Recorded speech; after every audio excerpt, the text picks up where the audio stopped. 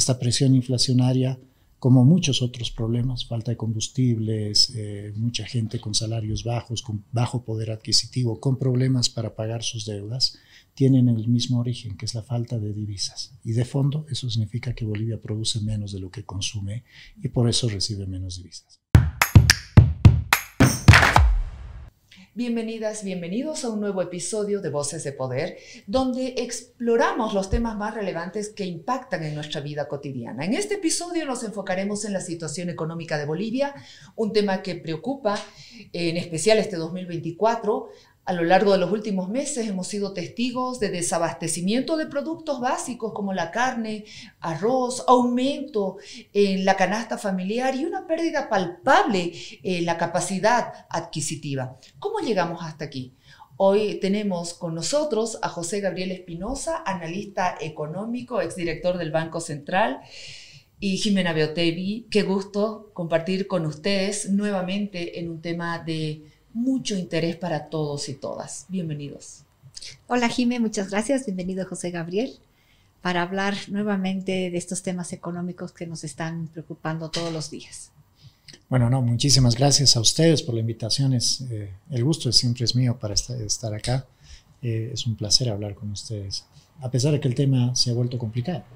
Sí, y lo que hemos estado sintiendo, el tema de conversación general en todos los estratos, en todos los espacios, ha sido el tema económico, el incremento, la pérdida del poder adquisitivo, cómo la plata ya no nos alcanza. Ese ha sido uno de los temas más recurrentes durante este 2024 que ya está terminando. Sí, lo que pasa es que hoy día la gente ya está sintiendo la problemática que se venía advirtiendo ya desde hace mucho tiempo y que de hecho arrancó de manera más explícita en febrero del año pasado con el tema del dólar. Durante todo el año pasado se advertía que la inflación iba a llegar, no solamente porque Bolivia ha empezado a ver un mercado cambiario desdoblado y esto impactaba en las hojas de costos de los importadores y demás, sino porque lamentablemente el país en los últimos 20 años se ha empezado a volver un consumidor compulsivo de elementos importados, desde bienes de consumo básicos como la papa y el tomate. La anterior vez que estuvimos acá, te decía que 4 de cada 10 tomates que consumíamos en Bolivia tenían que ser importados porque la producción no alcanzaba para cubrir la demanda y por lo tanto era claro que se tenía que importar tomate. El problema es que una vez que el tipo de cambio se desacopla, que empezamos a ver que se nos habían acabado las reservas, que el Banco Central te decía que el dólar valía 6.96, pero al mismo tiempo no le entregaba dólares a los bancos y por lo tanto los bancos no podían entregarle dólares a los importadores, empezamos a ver que el tipo de cambio se va desdoblando, se va separando, hay un tipo de cambio paralelo y un tipo de cambio oficial. Obviamente al principio, cuando este desdoblamiento del tipo cambiario era pequeño, muchos de los productores y de los comercializadores mantuvieron los precios que tenían en el pasado, en primer lugar porque la economía ya venía débil. Esta es una economía altamente informal que ha salido de la pandemia más informal todavía y a la que no se le han aplicado medidas estructurales que le permitan enfrentar un mundo completamente nuevo. Antes de la pandemia el mundo era muy distinto, teníamos un mundo donde las tasas de interés eran relativamente bajas, donde había mucho dinero dando vueltas y al mismo tiempo con baja inflación. Esas tres cosas no se habían visto nunca en la historia económica del mundo, por lo menos en la historia económica moderna. Y cuando viene la pandemia empezamos a ver en primer lugar que esas bajas tasas de interés no se podían sostener. Luego de la pandemia empezamos a ver procesos inflacionarios fuertes, a eso hay que sumarle una China que deja de producir barato, chucherías baratas y empieza a pensar más bien en el siguiente paso del desarrollo de su país, que tiene que ver con un mercado interno más fuerte, eso significa salarios más altos, por lo tanto ya no se puede producir barato, y al mismo tiempo deja de producir el juguete, el artefacto baratito y ahora empieza a pensar en vehículos eléctricos, en tecnología, es decir, en productos muchísimo más caros. Entonces ese mundo barato que conocíamos y que nos benefició durante 15 o 20 años, pues desaparece. Nosotros no hicimos caso de eso y mantuvimos las mismas políticas económicas. La consecuencia es, se nos agotaron las reservas, se nos agotaron los stocks. Cuando nos dimos cuenta que ya no teníamos reservas, algo que pasó más o menos en La Paz con el caso del agua, nos dimos cuenta que era muy necesario el dólar para el día a día. Cuando no teníamos dólares para importar, pues empiezan a subir los precios. Los productores, ante un mercado laboral muy débil, no subieron los precios, por lo menos no en una primera instancia, pero ya a mediados de este año, con tipos de cambio que estaban entre 11, 12, 13 hasta 14 bolivianos en algún momento, ya no había negocio que aguante. Y en consecuencia, desde más o menos junio o julio de este año, ya el incremento de precios, que era lento y paulatino, pero sostenido, empieza a dispararse. Tú dabas algunos ejemplos al inicio. Hoy día el arroz, el incremento de precios del arroz en el mercado o en el supermercado ha superado el 45% en lo que va del año. Un kilo de arroz a principios de año costaba entre 10 y 12 bolivianos, hoy día está más o menos 16 o 18 bolivianos. El incremento de las mantequillas o de los aceites, 20% durante el año. La papa y el tomate, 25, 30% cada uno. El fideo, 18, 20, 25%, dependiendo del tipo de fideo y demás. Entonces, esos incrementos de precios que en principio eran de productos importados, ahora también los estamos viendo en productos nacionales, ¿no? ¿Por qué? Porque evidentemente el productor de productos nacionales, valga la redundancia, no produce desde cero en Bolivia. La semilla, el agroquímico, el insecticida o el producto que utiliza para proteger la planta es importado. Y por lo tanto, a pesar de que su producto es nacional, él tiene costos de bienes importados y por lo tanto también tiene que subir de precio.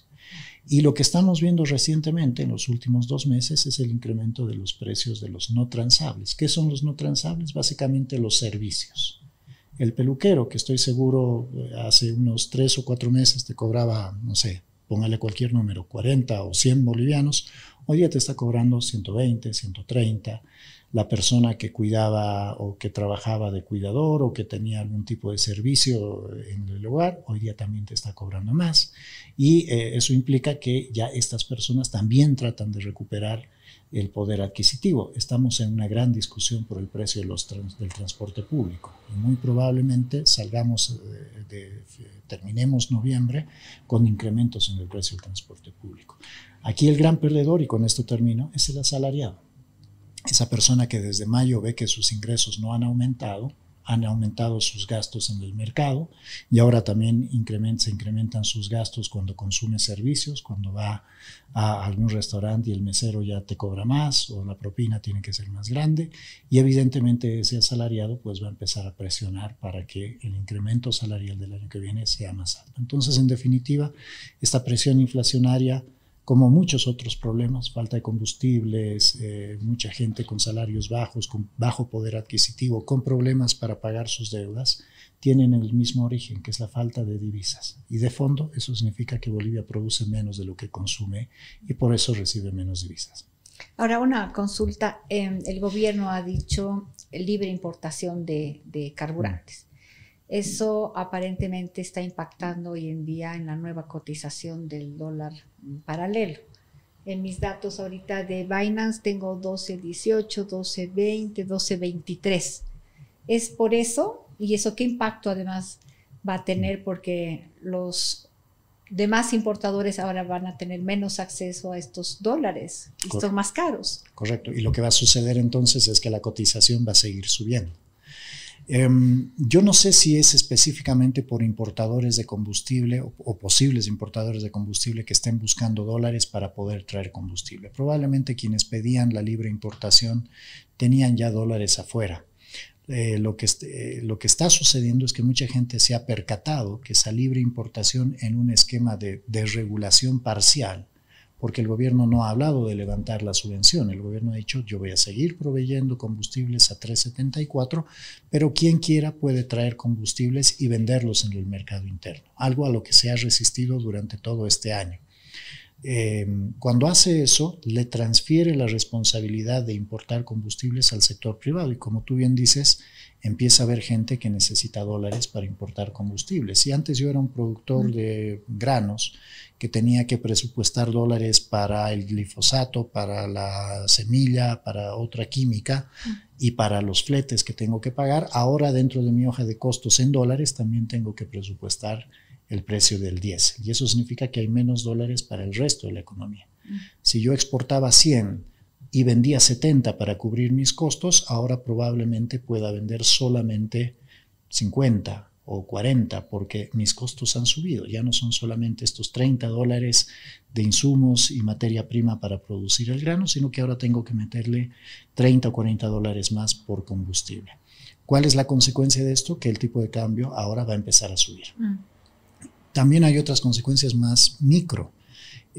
Un combustible hoy día decía el gobierno un precio referencial de cerca de $1.20 o $1.30.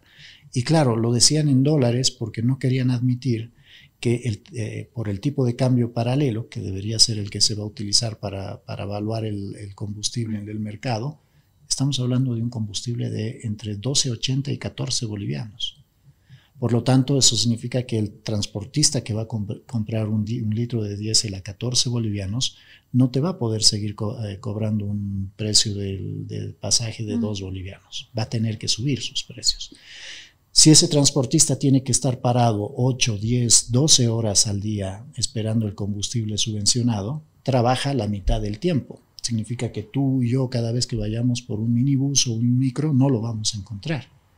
Entonces, o se reduce la oferta del transporte público o el transporte público tiene que subir el precio. Por lo tanto, los demás precios de la economía empiezan a subir.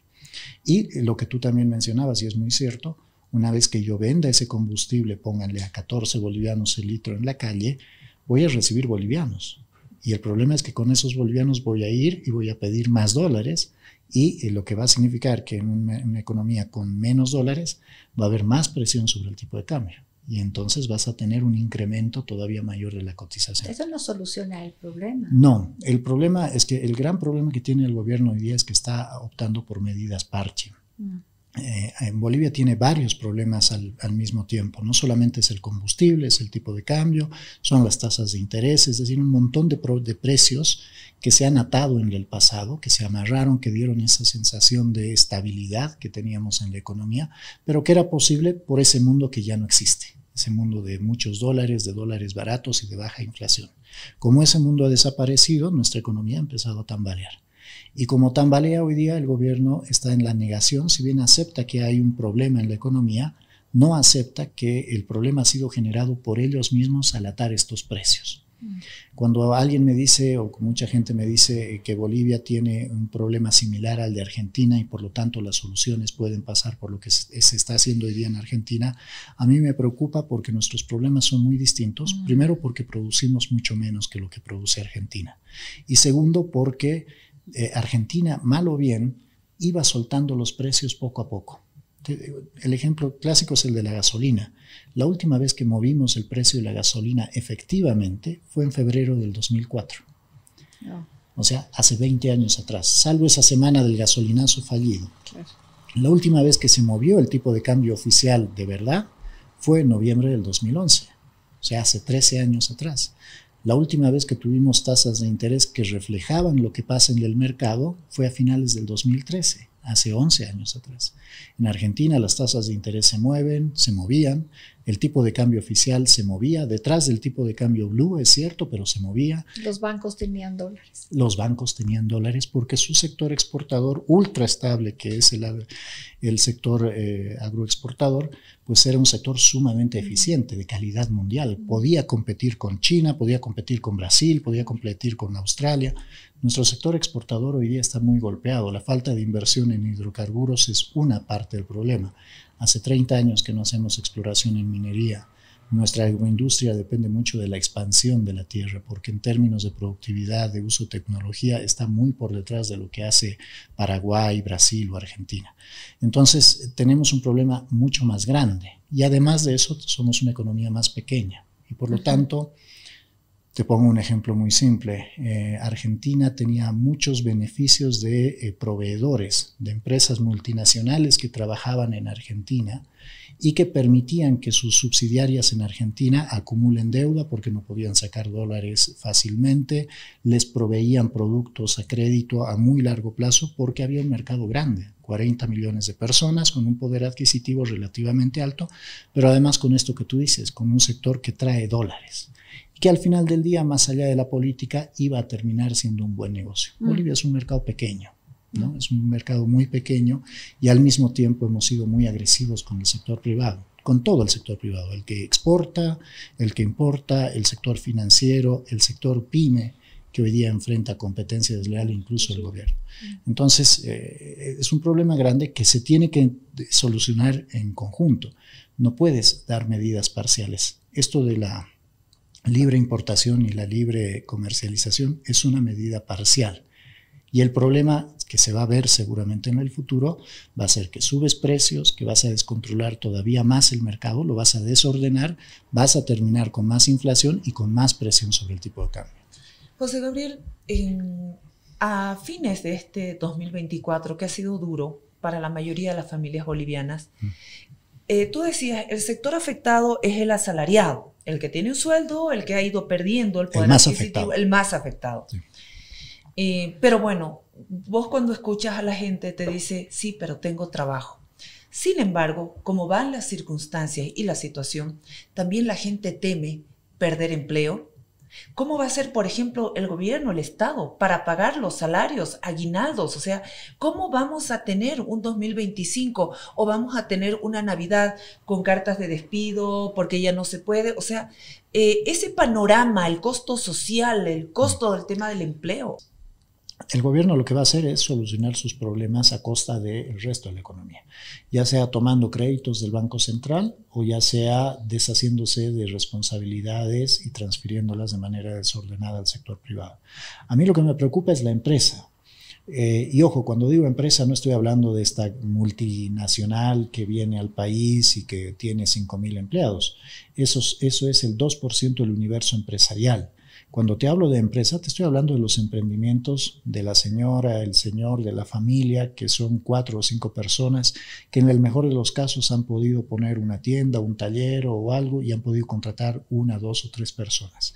Esa empresa, porque al final del día quieres llamarla emprendedurismo, quieres llamarla cuentapropismo, lo que tú quieras, pero al final del día es una empresa, ha arriesgado capital de la familia, ha enfrentado costos que han ido subiendo, ¿no? Está enfrentando una persecución tributaria brutal, porque el gobierno hoy día para pagar sueldos, además de prestarse el Banco Central, también empieza a mandarte las inspecciones cada vez más agresivas, y si tú pusiste una coma de más o una coma de menos en el formulario de impuestos, viene la multa. Te están diciendo que vamos a empezar a monitorear las transacciones entre personas de menos de hasta 50.000 bolivianos. El día de mañana ese monto será cada vez menor para tratar de captar impuestos. Esa empresa ha venido viendo cómo su margen ha ido bajando. Quizás vende más porque los precios han subido, ¿no? Y antes, la salteña que yo producía costaba 5 bolivianos, vendía 100 salteñas al día, mi ingreso era de 500 bolivianos por día. Y mi costo era más o menos la mitad de esos 500 bolivianos, 250. Hoy día yo estoy vendiendo 90 salteñas, tuve que subir el precio a 6 bolivianos, eso significa que estoy ingresando 540 bolivianos, pero estoy vendiendo menos, estoy vendiendo 10 salteñas menos a pesar de que mi ingreso parece que es mayor. El problema es que mis costos se han disparado, han subido entre 30 y 40%, es decir, antes gastaba 250 bolivianos para producir esas 10 salteñas, hoy día estoy gastando entre 300 y 320 bolivianos. Si tú haces las cuentas, antes me quedaban 250 netos, hoy día me están quedando 200, 180 y cada vez menos. Entonces de ahí yo le tengo que pagar a mi trabajador, ¿no? Entonces el problema es en general. El asalariado ve cómo han subido los precios, el asalariado de ese emprendimiento salteñero ha visto que el dueño de la salteñería ha subido de precios, pero la hoja de costos también ha subido, y ha subido mucho más que lo que ha subido el precio de la salteña. Consecuencia, ese señor, aunque factura más, gana menos. ¿no? Y el asalariado ve que factura más y se siente todavía más maltratado dentro de la economía. Entonces, hay un clima laboral cada vez más deteriorado. Los economistas dicen que estamos con inflación y además menor crecimiento. Entonces, además de los ajustes que hay que hacer a un Estado tan grande, a un gobierno tan grande y eso, arreglar tu déficit y todo eso, ¿qué solución hay? ¿Dónde vamos a encontrar esos nuevos ingresos que hemos tenido en los últimos 15 años? El otro día leí un artículo tuyo sobre la minería. ¿Dónde está esa solución que tenemos que vislumbrar? Ya, qué buena pregunta. A ver, tú lo has dicho bien, hay inflación y hay bajo crecimiento. Eso en facilito o en un solo término se llama estanflación. Es un escenario donde los precios suben, no suben porque hay una demanda dinámica, porque el mercado está creciendo y por lo tanto yo empiezo a ganar cada vez más dinero porque hay mucho mercado, sino suben porque los costos son cada vez más altos. Entonces llega un momento en el que estoy dispuesto a vender menos, pero no voy a perder. Así que a cada producto le voy subiendo los precios. Pero eso se da al mismo tiempo que la economía se va enfriando, ¿no? Que hay cada vez menos empleo, que hay cada vez menos dinámica económica. ¿Cómo se arregla eso? El problema de eso es que si yo controlo la inflación con las herramientas clásicas, subir tasas de interés, quitar liquidez del mercado, lo que hago es enfriar la economía todavía más. Entonces, si arreglo la inflación, estoy profundizando el problema del crecimiento. Si quiero mejorar el crecimiento, usualmente meto plata, obra pública, inversión, estoy generando inflación. ¿Cómo arreglas esto? Esto es un tema de sintonía fina. Voy a lo de los ingresos. Yo creo que hay que sacarse de la cabeza que va a haber un sector que nos va a salvar. Este sector que puede traer recursos para todos, como ha sido el gas, como en algún momento, no con tanta potencia como fue el gas, fue el estaño, la plata, en algún momento el caucho y demás. Va a ser una conjunción de muchos sectores.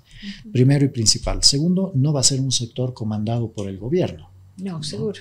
Tienen que ser sectores gestionados por el sector privado. Y esto nos lleva a un desafío que, si bien no es económico, pero no va a ser tan de economía del economista del día a día, sino del presidente o la cabeza de gobierno que tengamos. Tiene que ver con qué vamos a venderle al mundo. Nosotros durante los últimos 20 años nos hemos aislado del mundo porque había un tubo que sacaba gas y que hacía que los dólares nos llegaran. Entonces, lo único que nosotros hacíamos era comprar cosas baratas y a veces no tan baratas. Y no nos hacía falta pensar y ver al mundo, qué necesita el mundo, en qué está, qué quisieran comprarnos, cómo nos podemos insertar al mundo. Eso significa que ahora tenemos que abrirnos al mundo, dejar de mirarnos el ombligo y empezar a mirar qué está pasando en el resto del mundo. Segundo elemento, vamos a tener que ser mucho más amigables con el sector privado. Hasta ahora, el jugador número 10 de la economía, este es uno de los dichos de Luis Arce, era el Estado, ¿no? Y por lo tanto, todos para el Estado y por el Estado. Hoy día, el Estado tiene que ser el que aguante a todo el sector privado, en el sentido de que hay que hacerle las reglas más fáciles de cumplir, hay que darle un entorno mucho más estable para trabajar. No podemos vivir, en los últimos 5 años hemos trabajado 11 meses de cada año. Si yo sumo los días de conflicto social, en Bolivia trabajamos 11 meses cada año. Significa que yo tengo que producir en 11 meses lo que necesito para cubrir en costos y servicios en 12 meses. Eso no puede ser sostenible, no hay un país que sea sostenible así. Entonces tengo que empezar a traer reglas de juego clara, paz social y demás. El desafío no es solamente para el gobierno, ¿no? Porque el gobierno, cuando llegue, si es que llega un gobierno responsable, hará su parte, reducirá su tamaño, reducirá el peso que nos carga a todos los contribuyentes, tratará de hacer estas reglas más claras y más simples, pero si eso no se responde desde el sector privado con productividad y con visión de mundo, no va a funcionar. ¿Ahí deberíamos pensar en inversión extranjera también? Sí, el problema es que competimos con países que hoy día están ya muy avanzados en traer inversión extranjera. Ojo, hay que también desmitificar algunas cosas. Uno mira a Paraguay, por ejemplo, y escucho mucho yo en el ámbito empresarial Paraguay como el futuro del capital boliviano, por ejemplo. Paraguay es un mercado muy pequeño que ya ha sido copado por Brasil, por Argentina, a veces hasta por gente de Uruguay y otros países. Y probablemente si uno piensa en usar Paraguay como punto de partida para ir a otros países, va a encontrar que la demanda de eficiencia es mucho mayor que la que teníamos acá, por ejemplo, ¿no? Y la calidad de la mano de obra y demás no es tan grande. Pero aún así está siendo capaz de atraer inversión extranjera de una manera brutal. Argentina nos está ganando muy rápido en la capacidad de atraer inversión extranjera. A eso hay que sumarle que tiene mucho capital humano y que al mismo tiempo también tiene gran cantidad de los recursos que nosotros tenemos. Es que te pregunto porque si queremos diversificar y poner la responsabilidad, pero que siempre ha estado al final en las manos privadas, yo no sé si tenemos capital suficiente. Entonces, posiblemente tengas, pero hoy en día tú invitas a un capital extranjero y el tema impositivo, la propia seguridad jurídica no atrae. Entonces, en lo personal sí pienso que se necesita capital extranjero y que tienes que competir con cualquier capital que tengas que competir, pero las condiciones jurídicas en Bolivia no están dadas para que en un periodo corto la inversión extranjera piense en poner un pie en Bolivia como lo están haciendo en el Paraguay y hoy día volviendo a la Argentina. Sí, no, estoy de acuerdo contigo. O sea, si el gobierno hace bien las cosas, debería llegar o deberíamos pensar en traer inversión extranjera al país. Pero como eso no va a suceder, tengo que trabajar en el corto plazo, por lo menos, porque para serte honesto, si yo quiero cambiar muchas de las condiciones que frenan la llegada de capitales al país, tengo que hablar de una constituyente. Claro. Y si pienso en el escenario político que tenemos hoy día y en la perspectiva que podemos llegar a tener después de las elecciones, vamos a tener muchos problemas previos antes de poder hablar de una constituyente bien organizada. Entonces, no puedo postergar 10 años la toma de decisiones para poder estabilizar y por lo menos empezar a hacer que esta economía funcione. Entonces, eso significa que voy a tener que trabajar con el capital que tengo acá. José Gabriel, ¿no? Estos anuncios que ha dado el gobierno, vos al principio has hecho un relato como una crónica perfectamente detallada, con una crisis anunciada ya desde hace mucho tiempo. Sin embargo, el gobierno se ha resistido a aceptar y en muchas oportunidades hemos estado aguardando algunos mensajes que nos diga por aquí vamos a salir o este es el camino. No, primero hay un tema de negación de que hay una responsabilidad en esto. Segundo es, seguimos con lo mismo, no hay más cambio. Sin embargo, el gobierno insiste, habla de litio como que es la alternativa inmediata y eso lo sabemos que no. También todo lo que ha significado la adhesión de Bolivia al Mercosur. No sé si somos muy atractivos los bolivianos como para que sin tener dólares, con un nivel de conflictividad tan alto, seamos sujetos de credibilidad ante nuestros socios en el Mercosur. ¿Tú cómo ves el panorama? ¿Hasta cuánto podemos sostener esta situación?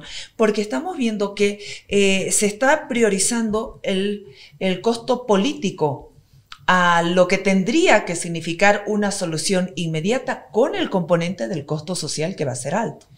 Sí, mientras más postergues las decisiones va a ser más doloroso. Eso hay que tenerlo muy claro. Cuando uno va equivocando el camino, mientras más tiempo estés en el camino equivocado, incluso si te has dado cuenta que ya estabas por el camino equivocado y te resistes a volver esperando encontrar algún desvío o un camino mágico que te vuelva a poner en la senda correcta, pues sabes que vas a tener que recorrer más distancia, ¿no? Entonces, mientras más tiempo tardemos va a ser más doloroso.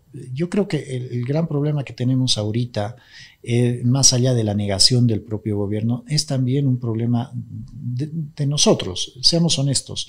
El dólar a 6.96, el tipo de cambio fijo, el precio del combustible barato, las tasas de interés reguladas, el gobierno metido diciéndonos que la marraqueta tiene que costar 50 centavos y no más, o el precio del micro, del trufi que cueste un boliviano o dos, nos gustaba. A todos como consumidores nos encantan las cosas baratas. El problema es que, de nuevo, eso es barato en términos relativos. Cuando tú sales afuera y ves que tienes un micro del año 70 andando, que se está cayendo a pedazos, porque obviamente al precio que tú pagas, el señor que es dueño del micro no puede renovar la unidad y no puede traer un bus que tiene aire acondicionado, que tiene calefacción en invierno, que es mucho más eficiente en el uso de la energía, del combustible, que puede llegar de manera más segura de un punto a otro. No te das cuenta que lo que estás pagando en realidad es un retraso respecto del mundo. Solamente saliendo al mundo te das cuenta que eso sucede.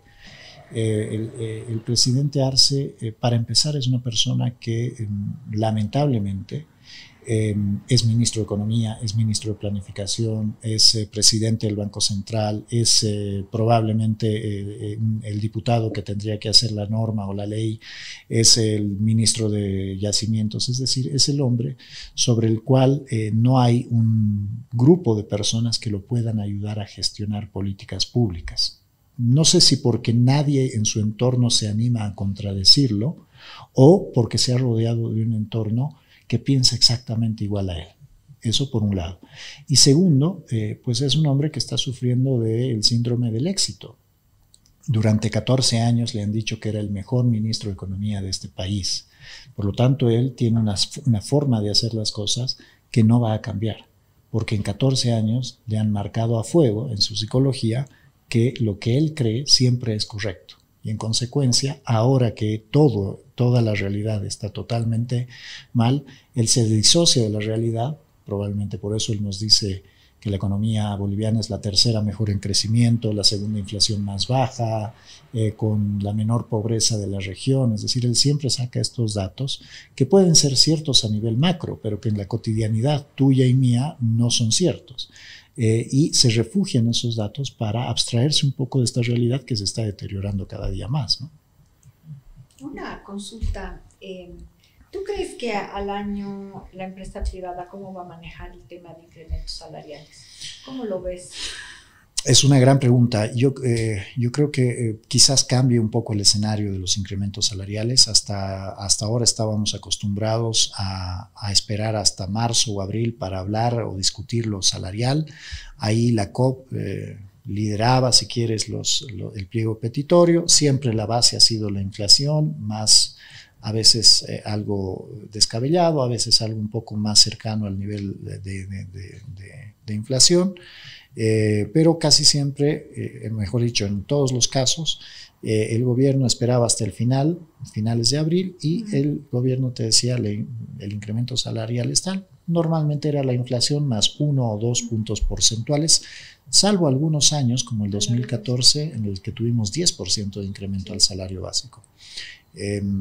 Yo creo que este año las presiones de los sectores sociales, la COP sobre todo, van a arrancar mucho tiempo antes. Y me parece que también ya en las propias empresas, por lo menos en las grandes, el reclamo de los trabajadores, de los colaboradores, empieza ya a hacerse sentir. Te doy un ejemplo.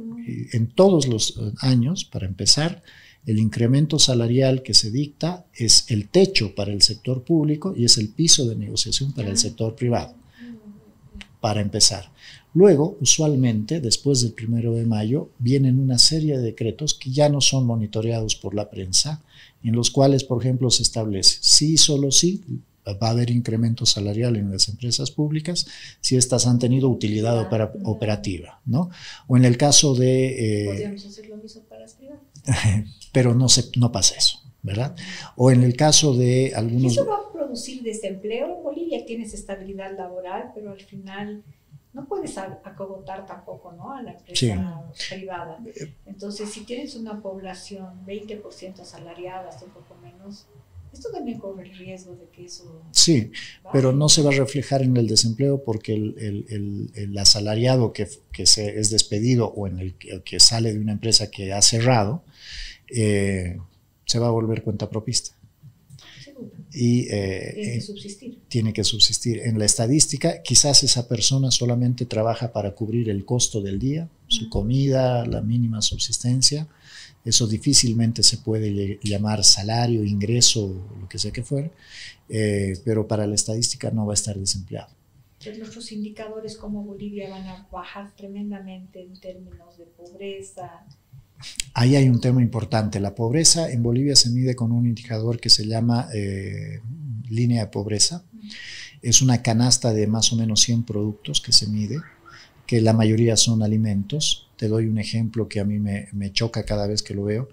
Dentro de esa canasta está incluida, por ejemplo, la manteca de cerdo, porque la canasta de consumo que utilizamos para medir la pobreza data de los 90.